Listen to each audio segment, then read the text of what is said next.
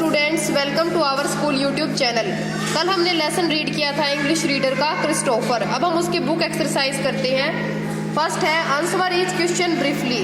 हमें हर क्वेश्चन का एक छोटे से रूप में आंसर देना है एक लाइन में। Who was ओफरो? ओफरो कौन था? Offero was known as Christopher. Offero Christopher के नाम से जाना जाता था। Offero was a man of giant size. वो एक बड़े आकार का आदमी था। सेकंड है how did Offero help the old man? Offero ने उस बूढ़े आदमी की किस प्रकार मदद की थी? ओफरो उसको नदी के पार ले गया था। Offero help the man in crossing the river. Third question है why did Offero build a hut near the river? Offero ने अपनी जो नदी के किनारे पर झोपड़ी क्यों बनाई थी?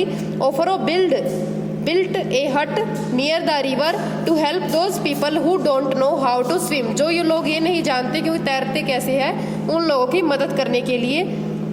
What did the child want Offero to do for him? लड़का क्या चाहता था कि ओफरो उसके लिए क्या करे?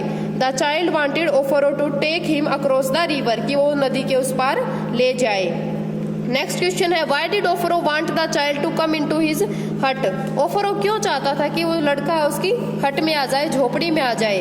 Because the weather was very rough, क्योंकि मौसम बहुत खराब था। There were stormy waves blowing around, और चारों तरफ तूफानी हवाएं चल रही थी, इसलिए उसने उसे झोपड़ी में बुलाने का फैसला किया।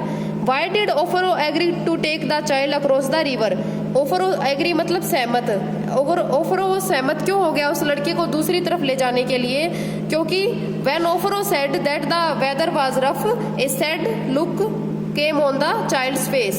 जब ओफरो ने ये कहा कि मौसम खराब है, वो उसे मॉर्निंग में ले जाएगा, तब उस लड़के के चेहरे पर उदासी छा गई, इसलिए ओफरो ने उसे दूसरी तरफ ले जाने का फैसला किया।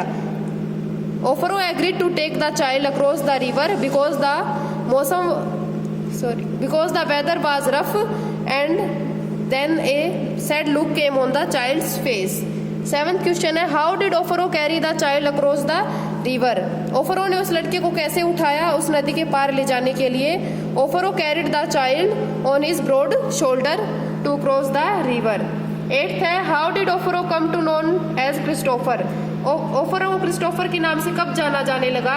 When he carried child Christ on his broad shoulder. जब उसने जो बच्चा था क्राइस्ट यानी भगवान कृष्ण थे, जब उसने उसे अपनी कहाँ पर बैठाया था, कंधों पर बैठाया था, तब से उसे ओफरो को क्रिस्टोफर के नाम से जाना जाने लगा।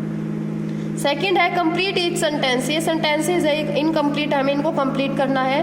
ओफरो was a noble person because. Offero एक सभ्य व्यक्ति क्यों था? Because he helped everyone in any way, क्योंकि वह हर तरीके से किसी न किसी की मदद करता रहता था। The old man wanted Offero's help.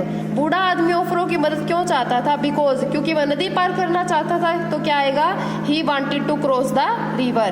The old man looked at Offero with deep gratitude when. बूढ़े आदमी ने ओफरो की तरफ उपकार की भावना से क्यों देखा?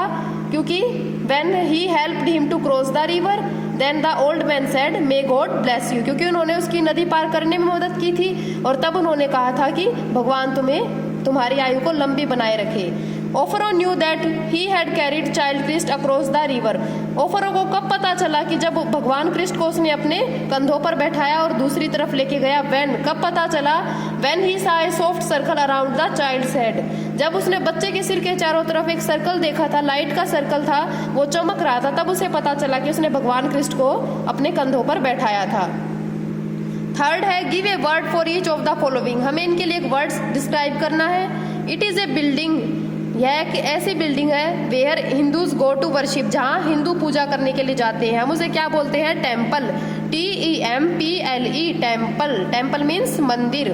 It is a building where Muslims go to worship. यह एक ऐसी बिल्डिंग है जहाँ मुस्लिम पूजा के लिए जाते हैं। मुस्लिम कहा जाते हैं मस्जिद, और मस्जिद को क्या बोलते हैं? Mosque. MOSQUE mosque.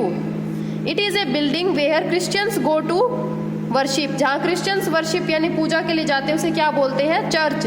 CHURCH church. It is a building where Sikhs go to worship. Sikhs यानी कि जो पंजाबी लोग होते हैं, या सिख्स जो वर्शिप के लिए कहा जाते हैं पूजा के लिए, gurdwara.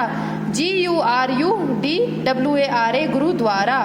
It is a building where Jews लोग जो गो टू वर्शिप। जैन लोग कहाँ जाते हैं? सिनागोग। SYNAGOGUE synagogue.